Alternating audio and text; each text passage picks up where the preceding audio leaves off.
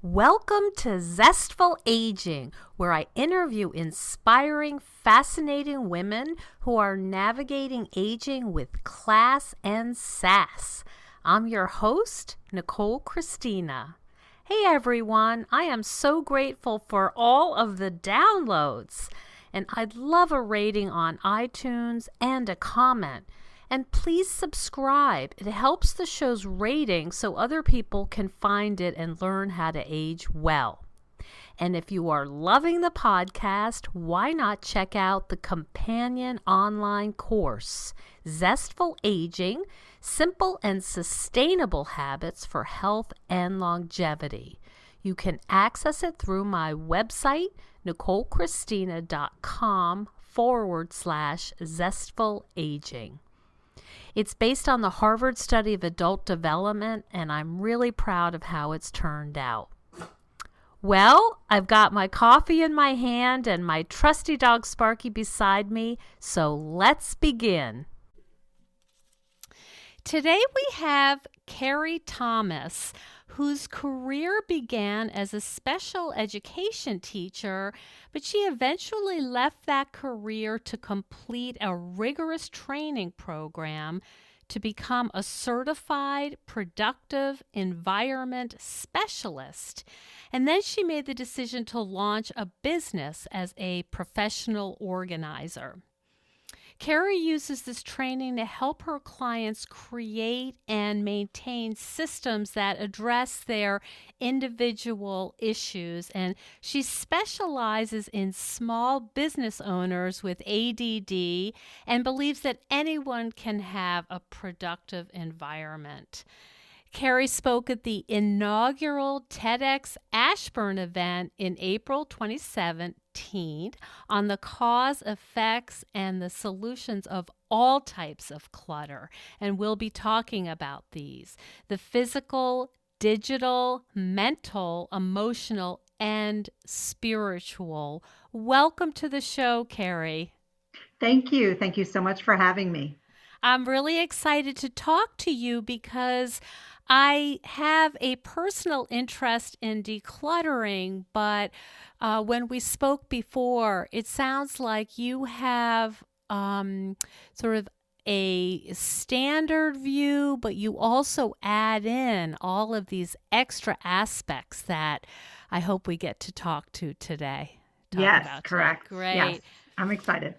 Can you just start off and talk a little bit about why clutter is so bad and why it's important to address it in the first place? Okay, sure. As you mentioned, clutter is not just stuff. I want to make that clear before I answer the meat of your question. It is anything that stops us from living the life we were meant to live. So clutter can take many forms. As you mentioned, it can be physical. That is the stuff that clogs our home and falls out of the closet when we try to open the door and things like Mm-hmm. that. Yes. Can't park the cars in the garage, that type of stuff. Um, Digital can be what's on your computer. You can't find emails, can't find files, that type of thing.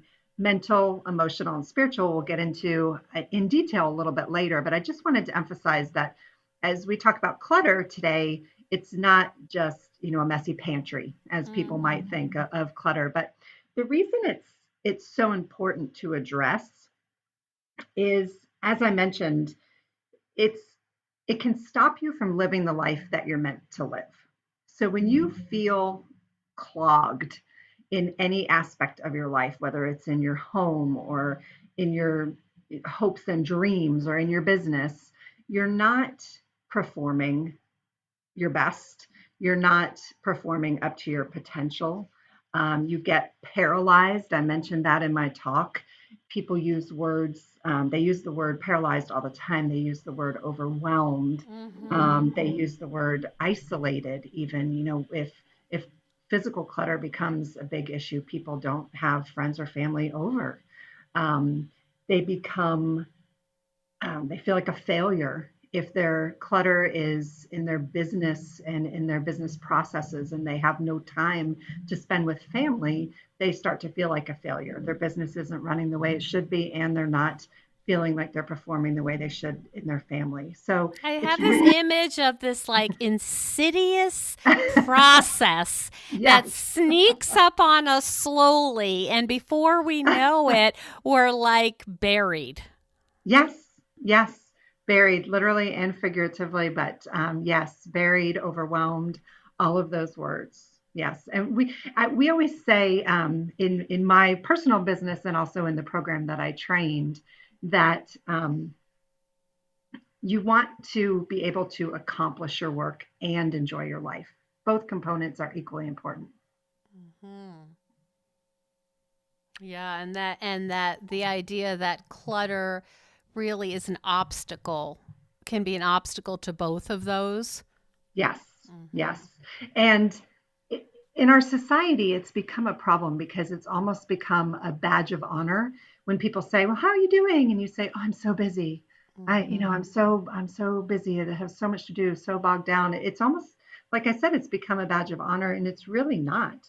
That just makes people feel more isolated and ashamed that they're not accomplishing what they think they should be doing or what they think their friends and neighbors are doing. But too many people, it's all a facade. They feel the same way.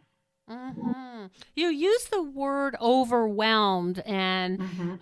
and the chaos and all that, and it seems to me that those words are so prevalent these days. You know, I'll have clients that'll just come in and say, "I'm just so overwhelmed."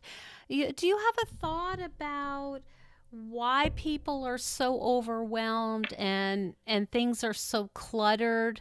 Um, More recently, or has it just been that we're talking about it more? I think both. I think we are talking about it. It's become a buzzword. Every magazine has the word clutter on the cover. They Mm-hmm. figured out that people, if they put clutter or the word organize on the cover of a magazine, it will sell more. And so it has become more top of mind in recent years. But I think we also, as life takes on a faster pace, Mm-hmm. it's harder to keep up and we don't take the time to declutter, whether So we it's don't have the time just to do the basic sorting and processing. right. Yeah, boy, I can't tell you how many times I've said to moms, especially new moms, this is a fallacy that you can work full time, be a full time mom, and have a healthy dinner on the table. And, it just, Yeah. everyone's running around Yeah. chasing You their might be able tail. to pull it off every once in a while and feel really great. Like, look at me. Hmm.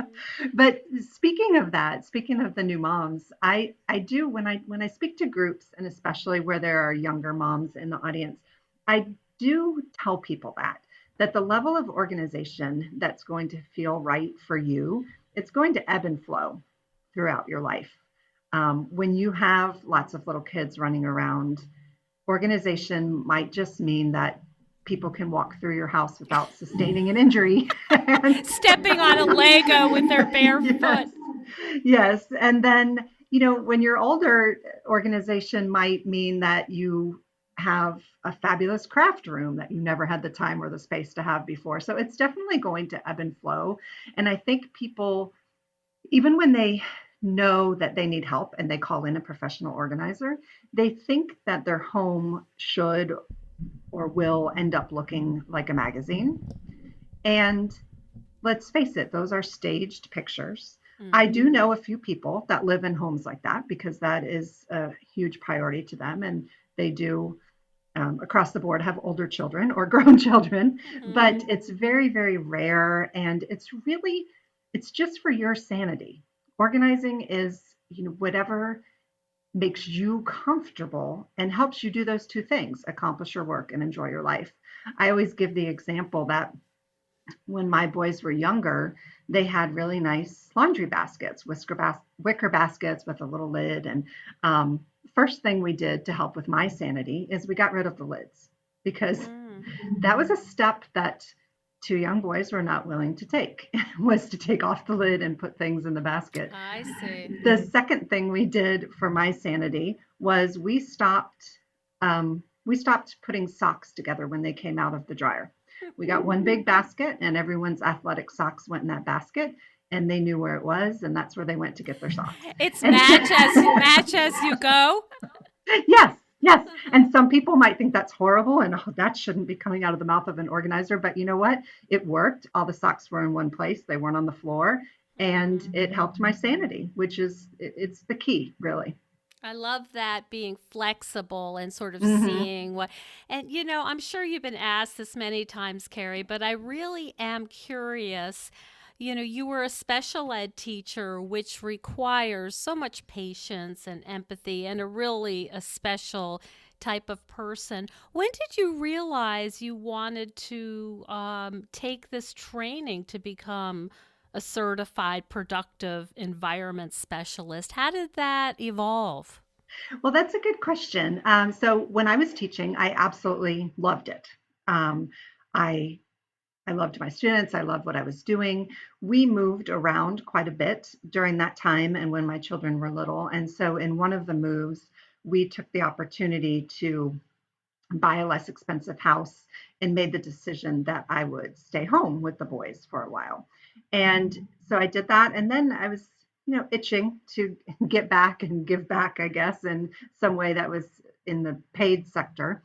And so I was debating what to do, whether to go back to teaching, et cetera. And I had a friend who had become a professional organizer.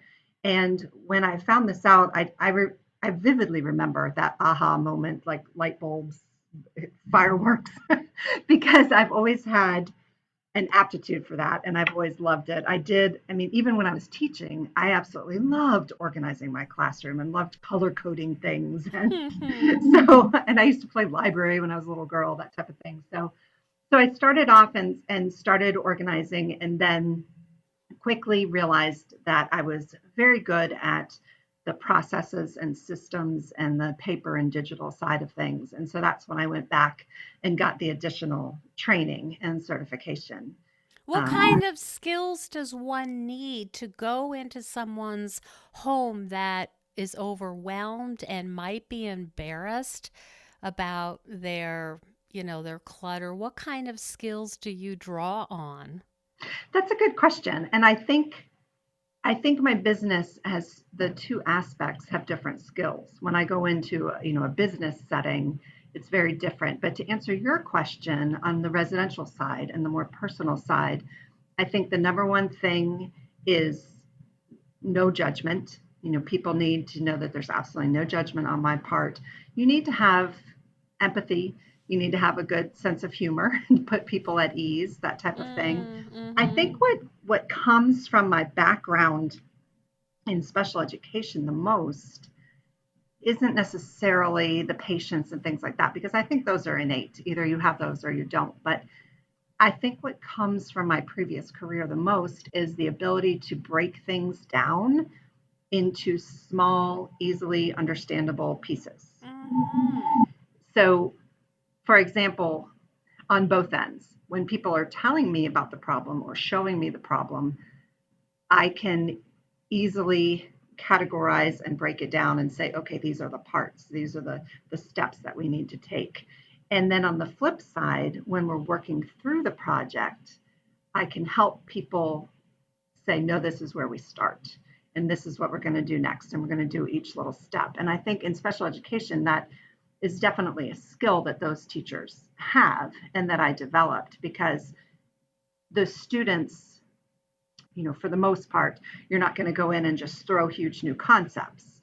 Right. Many of them are capable of learning those same concepts, but it has to come in small, easily understandable chunks. And so I think that is actually the skill that translates the most to what I do now. That makes a lot of sense. Mhm. Now, I did make a mention earlier in your introduction that you have your own special way to do this. We certainly know about decluttering, we know about Maria Kondo, and Right. even some people know about gentle art of death cleaning. Am I getting that Hmm. right? Yes. But you bring a really personal piece to this. Could you talk a little bit about that? Sure, definitely. So I approach every organizing job. from a coaching perspective. First of all, I don't want to just go in and clean up. That is not what I do. I would have never gotten into this job if I was just cleaning things up. That would give me no satisfaction. I want people to have lasting change. And so, what we do is we go through a 5 step process. Mm-hmm. And sometimes this is just verbal as we're working through things. Some people, this is actually a written process that they, brainstorm and we go back and forth. It varies according to client. Every client is very individualized. But the first step is to state your vision. Some people need to state a whole vision for their whole business or their whole home or their whole office. Some people need to do that and then also need to state a vision for each component, like how my mail is going to flow and how I'm going to answer email every day, or how my laundry processes are going to work. Mm-hmm. So you state your vision of what you want it to look like. Ideal. People always hesitate on this. They're like, oh, like they think it would never work. And so I said, don't worry about how we're going to get there. In a perfect world, what would this all look like? Mm-hmm. And so that's step one, is to state your vision. And I'll use an example of a closet. Some people just want to find their clothing. They just want stuff not on the floor, find their Mm-hmm. clothing. Other people want what I jokingly call a destination closet. They want matching hangers. They want even a chandelier hanging in the middle. Yes, I've Oh seen my that. gosh. They want pretty labels. They want to walk in their closet and feel good. They want it to be a destination. And so those type of things would be your vision. The second one is to identify your obstacles. A huge one that always comes up every time is time. I don't have time to do this. Money is sometimes, if they do have a vision of beautifully organized office with everything matching from the highest end store, they might not be able to accomplish that right away. An Mm-hmm. obstacle that I hear a lot is unwilling or um, I don't know the proper word, but basically family members who are in their mind getting in their way or messing up their plan of how things should be and how things should work. So identifying all the obstacles that people can think of. And then the third one is to commit your resources. Do you have the money to hire an expert, whether someone to build built-ins, or do you have the money to buy these things, or do you have a friend that can help you? Everybody has some time that they can carve out of their schedule. I always tell people, if you have an hour to watch TV, then you can have 30 minutes to DVR it, fast forward, and the other 30 minutes to organize, or take the Oh. whole, or even better, take the whole hour. So committing the resources, the time, the energy, the money, that type of thing. Number 4 is the big one: design and execute your plan. And so we talk about, what are we going to do first? What's the most important? Prioritize, and then carrying it out. And so for some clients, this could be very simple, could be one day, could be, half a day. Some people, this could take months to carry out and execute the plan. That's, again, it varies person to person. And then the last one is sustain your success. And that's what circling back to the very beginning, that's what's most important to me. I don't want to make things pretty, get your inbox down to zero, and then walk away and have it all revert back to how it was. Mm-hmm. So in this step, we talk about, well, we're talking about this as we go, but we talk about why things got the way they were, and then we outline what can you do to maintain, whether it's a quarterly review or 5 minutes at the end of every day to pick up before bed. It's going to vary person to person, and once again, very different on whether it's a business or a residential client. But that last one of sustaining your success is probably the most important to me. Mm-hmm. Um, to keep them going and to make a lasting change. Right. It reminds me of people doing these New Year's resolutions, and then doing it big and whatever the resolution may be, going to the gym or whatever, and then Hmm. it trails off and there's no system to get back on the, on the wagon, Right. so to speak. Right. Yep, sounds One thing horrible. that I forgot to mention for that last one that works with a lot of people is an accountability partner. Mhm. Whether it's someone in your business or just a good friend or even a formalized coaching group, whatever works. But accountability partners are very helpful. Mm-hmm. Hello, Zestful Agers. Just a short intermission to thank you for the incredible amount of downloads. I love creating this podcast, and it's so satisfying to know that you are enjoying it too. Creating and hosting Zestful Aging has been a blast, but it does require time and resources to deliver a new interview to you every week. So I've signed up with Patreon, which is kind of like Kickstarter, but for ongoing artistic projects. Unlike Kickstarter, the donations are recurrent and the amount is usually smaller. When you become a patron of Zestful Aging, you will receive special benefits like behind the scenes info, a place to communicate with other listeners, as well as other bonuses. You can donate for each podcast. The amount is totally up to you. The funds will be used to hire a professional editor and make equipment upgrades and travel to interview guests, like to New York City to interview participants in the Diversity Fashion Show, created by Catherine Schuler, a guest we will have on the show in a few weeks. So join my exclusive community. Go to patreon.com/zestful aging and thank you for contributing to the ongoing success of Zestful Aging. Now back to our interview. Yeah, for sure. And you also bring in some spirituality. Am I right about that? I do, and once again, not with everyone. Some people that would not interest them or be useful in their situation. But when people are open to it, I think that is definitely something that sets me apart. Is that it's going to be a part of me whether we talk about it or do something overt or not. And when people are willing, it's definitely an added component that can help them go through the process. So, what might that look like?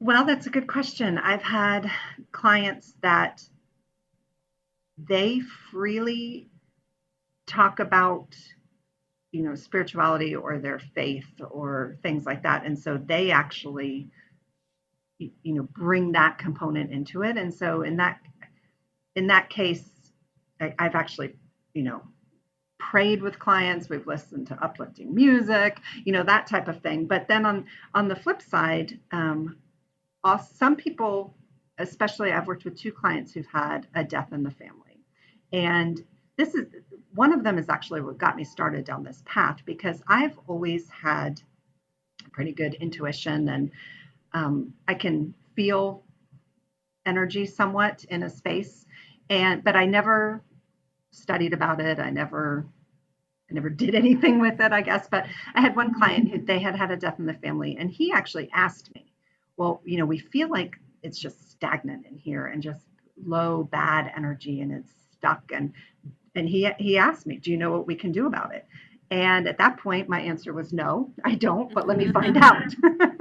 And so I started doing a little research and started, learning about the most simple things like using sage in a space or putting a fountain with running water in that room where they were feeling that, all the way to you can use essential oils or scents or sound, things like that. And so it was actually from a client that I started learning about those types of things as far as energy and energy flow. I've always been a spiritual person, and you know, I always pray before each client and ask that I be of the highest service to them.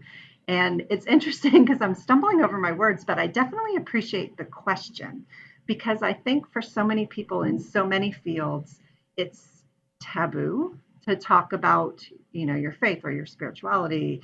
And I think in so many businesses and in so many services like mine, it can add an extra layer and it can help the process come together in a more impactful way for the client.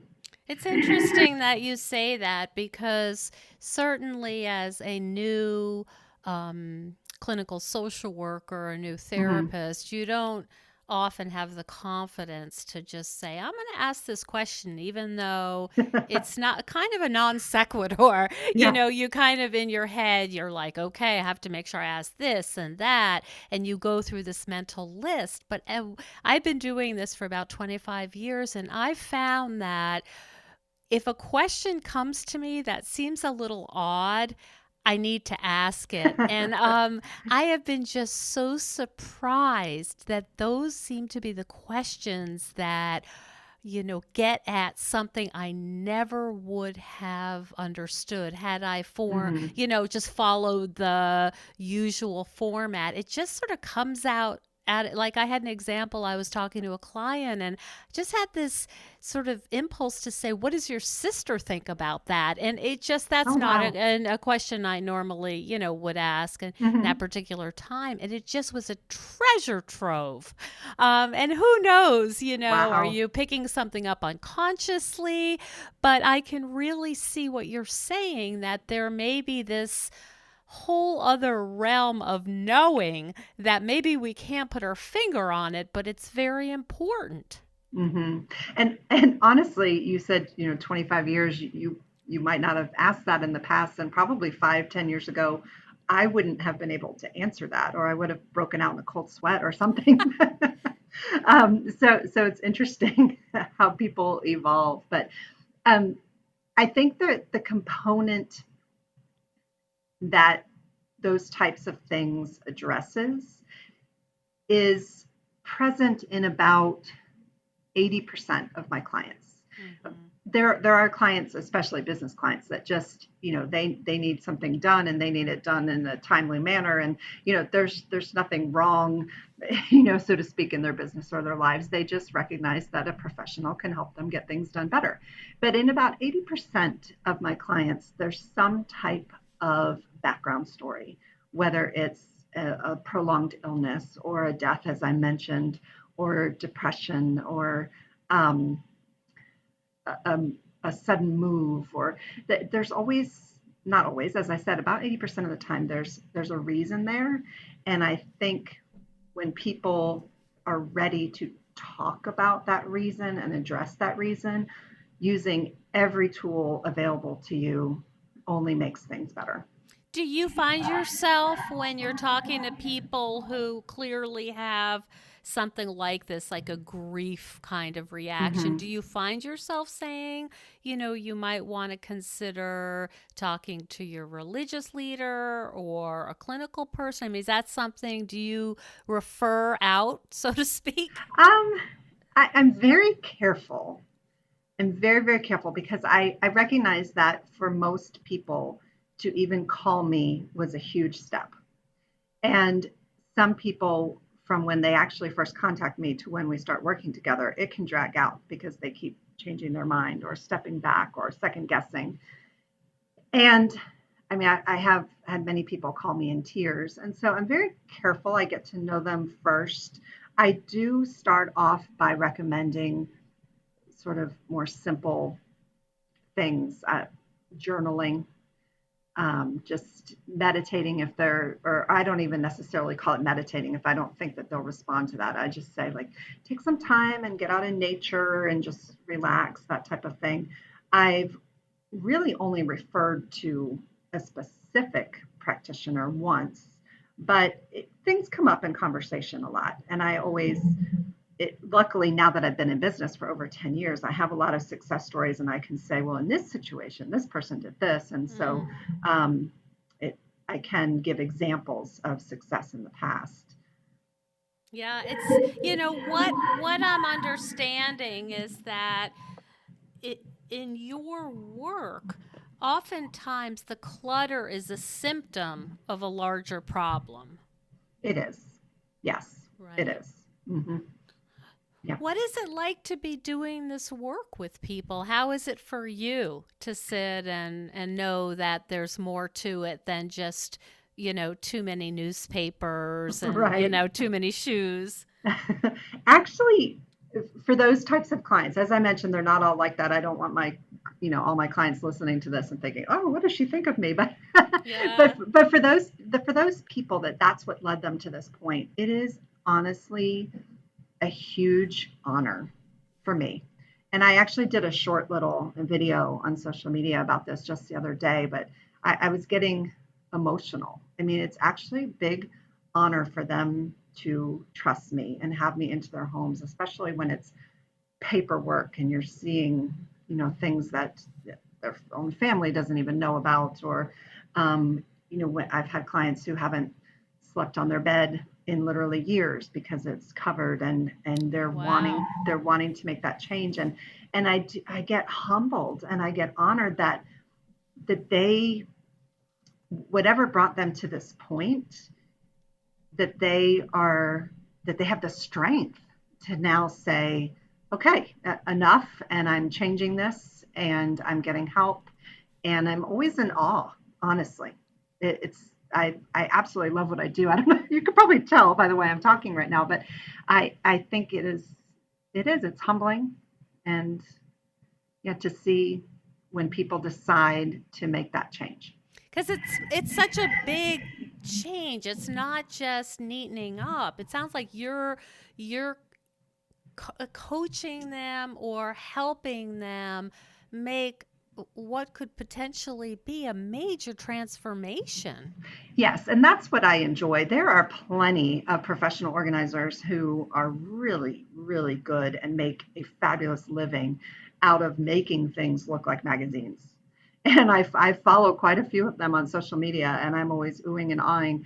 But that's not the path that I wanted to personally go down. I truly, truly enjoy helping that sector of the population that got to a point of overwhelm and feeling paralyzed because of something, and they're ready to change. Well, it sounds like it's had a transformative effect on you as It well has. doing this work. it, Yeah. it has. What's your vision for your business at this point? I, honestly, it's interesting that you asked me that, because every time I work with my business coach, or other mentors, I I get a lot of should in my head. Like, I should just focus on the business side of things. I should narrow down my target market. But then an interview like this will come along and make me realize, wow, I really am passionate about this other side. And so I don't think I will ever get away from having a two-pronged business. Mm-hmm. I like both, and so I think I will keep doing that in the future. I've been speaking quite a bit. It goes back to the teaching, I guess. I love teaching workshops. I love speaking in front of groups, whether it's just a quick, 10-minute spotlight, all the way, through a whole day event. I would like to promote and do more of that. I get, it's the biggest high that I get, honestly, is when I Mm-hmm. speak. I also am doing something interesting. I don't even think I mentioned this to you when we did our intro talk, but I after I did my TED talk, I was asked by some of the local promoters to help some of the other speakers. And so I did that a few times, and then I was asked by a group in Texas to talk to some of their speakers and do some coaching, and I did that a few times. And so I have decided to actually add that as a service in my business and do TEDx speaker coaching, whether it's people who already are slotted to speak and they just want to improve their delivery, improve their talk, all the way, down to someone who just has the seed of an idea and I think I want to be on a TED stage someday. How do I get there? So that is a very new and exciting thing that I am adding to my business at this point. I can see that there is a little overlap, maybe. You are probably, correct me if I'm wrong, but you're probably helping them declutter their message. So Yes, it's yes, very clear and simple. And there's a breakdown of here's my message. This is what I want to leave you with. And I can see you kind of doing some similar things, keeping people company through the anxiety and the process and cheering them on. I imagine there's some overlap here. yes, there is. It's funny that you noticed that because it seems disconnected, but it's really not. It's really the same process and the same skill set on my part.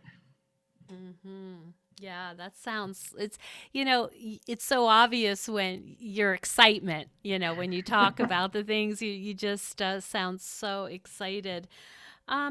Anything you'd like to leave our listeners in terms of where to start? I know, and I'm sure you've heard this so many times, but it's it's so overwhelming. You look in Hmm. your garage, you look in your basement, and you just kind of, well, maybe other people don't, but I feel like I just slam the door and run away. It's too much. Is there some advice that you can give our listeners on how to begin doing some decluttering and sorting through to make way for some space so they can actually think more clearly?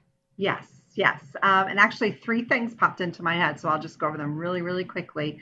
Um, the first thing is just referring back to what I already said, and that is to remember that it's going to ebb and flow, that it's for you, it's for your sanity. There shouldn't be judgment, outside judgment. So when you make a decision, I want to do this because it will make life easier. Do it for you. So that's number one. The second thing is you mentioned the New Year's resolutions. Don't If you're that type of person, that's rare, and if that's going to work for you to make a huge declaration and change, then go for it. But most people, that's not going to work. Most people, it's easier if they make a tiny 1 degree shift, Mm-hmm. one tiny thing different than they did yesterday or last week. And it's just think of the new you, think of where you want to be, and take baby steps to get there. I've Mm-hmm. had people have great success. I mentioned that I do a coaching process, and one thing that I do is have them think like when you're stating your vision, envision 5, 10 years from now. What do you want your life to look at?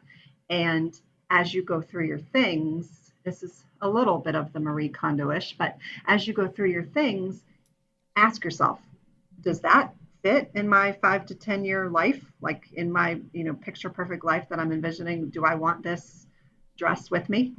Mm-hmm. And so, it helps you make easier decisions. But basically, start doing small things, tiny things. Like I tell all my clients, when you get the mail, don't bring it inside. Don't bring it in your house. Don't bring it in your office. Stop by the recycling bin, or if you can't recycle, stop by the trash bin. But hopefully, recycling first. Don't bring Oh. don't bring junk mail in the house. Only bring Oh. in mail that actually needs to be addressed. Even leave the envelopes in the recycling bin. That's a tiny 1 degree shift that is going to make a difference. Because there's a Mm. saying, today's mail is tomorrow's pile and piles, Oh. and it just grows and grows and grows. So that's an example. But basically, I think when people want to start, just make a small shift. Think of baby steps. Yeah. Do you ever, I mean, this is a much broader idea, but there is, of course, this belief, and I think it's very common that the more stuff you have, the happier you're going to be.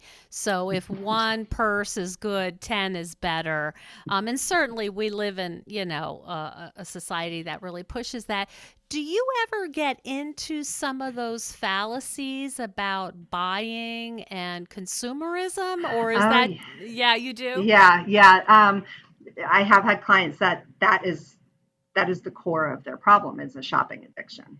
And Mm. so I am not trained to handle that, but I can make the point and bring it up and make them aware of it. But we do talk about that, and I talk about the 80-20 rule. We only use 20% of what we own, and there's lots of variations on that 80-20 rule that I go into. And as I talk about it with them, people are like, oh yeah, you're right, I don't use this and I don't use that. But I do just try to keep bringing up how more doesn't necessarily mean happiness. In a lot of cases, more just means more overwhelm. Yeah. I So, can imagine that that might be a tough one to sell to someone who's never considered that because we're so mhm, inundated with buy this and yeah. you'll be a better person and so on and so What forth. I do, since I'm not trained in that arena and I don't always feel comfortable, one thing that I do that is effective is I will just ask them to make me a promise that while we're working together, they will put a hold on all new things coming into the home. Oh, okay. And so that can either solve the problem or it can really get them thinking that, oh, there might be something more going on here because I'm having a hard time holding up my end of the bargain. So this is a very complex problem. I mean, Hmm. you talked about grief in all of its forms. You talked about possible shopping addiction like tendencies. So Hmm. there's these bigger issues that it sounds like there's many levels at which you are gently challenging someone to look a little bit more closely at. Yes. Yes. And that's why I mentioned that everything's individualized, and some people don't have any of these issues. It's simply a matter of time, and they recognize that having a professional come in and, you know, get things done in a timely fashion is going to be in their best interest. So it's always different. It's one reason that in my industry I am a little different in that I always do a free consultation Mm. because I I don't want anyone to not have the consultation. Um, I feel that they're so beneficial to figuring out the core of the problem. And also, when you're hiring someone to work with you that closely, you Mm-hmm. need In your to, stuff. Oh, yeah, yeah. I think if they meet me, they talk to me, it's always beneficial for both ends. So I can get a feel for them and they can get a feel for me. But um, it's, yes, no two clients are the same. And where can people find you if they want to pursue a free consultation and get more information about Well, gosh, I your did that well, way? didn't I? Lovely. Yes. No, that's funny. Actually, my website is Mm-hmm. www.conquerthechaos.com. Mm-hmm. And one thing that I recognized that I needed professional help was improving my website. So it is under a little bit of construction right now, but they can definitely contact me there. They can watch my TED Talk if they're interested and get more information. I'm also developing right now a separate speaker site to deal with talks and workshops and things like that. So that was my area where I realized I needed outside professional help. So, but they Right. can go to the website. It will be updated over the next few months pretty regularly. But all the information they need is there: contact information, links to social media, that type of stuff. And what is the name of your TED Talk? Clutter to clarity. Mm-hmm. Nice. Yes, Lovely. That sounds like what everybody wants. exactly. Yeah. I think our listeners are really going to appreciate some of the, points that you've made about clearing the clutter and not having judgment and that this is a complicated process and it didn't happen overnight.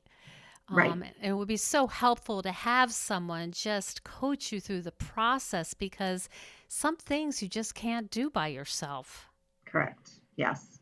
Um, I Yeah. really appreciate your insight, Carrie, and I will go ahead and put Conquer the Chaos up on the show notes. Do you have any last thoughts you'd like to add before we say goodbye? Um, just to go back to that one point, at everything in your life, whether it's actual stuff or the way you do things or habits, ask yourself those questions. Does this help me accomplish my work or enjoy my life? But Mhm. even write it down on a note card and have it on your desk. And Mhm. just remember those two things. That's what we want to work towards is effective work and an enjoyable life. Yeah, that sounds great. It's great to have a filter like that Mm-hmm. to run things through. Thank you so much for talking to us today. I really enjoyed learning more about this process. Oh, thank you so much for having me. That's great, and I'll put all your links up. And I hope that you get some people, some listeners, asking you some good questions and having you help them through this. I think it's really, really important. Great. Thank you so much. Thank you so much for joining us on Zestful Aging. Please subscribe, comment, and rate me on iTunes. I love those 5 stars. Like and share. Those actions help other people find the show. And I love to hear from my listeners. Send me an email at NicoleChristina.com and tell me what you'd like to hear more about. Want more zest? Head over to NicoleChristina.com/zestful aging, no spaces, where you can find my companion online course, Zestful Aging, Simple and Sustainable Habits for Health and Longevity. See you next time for another episode of Zestful Aging.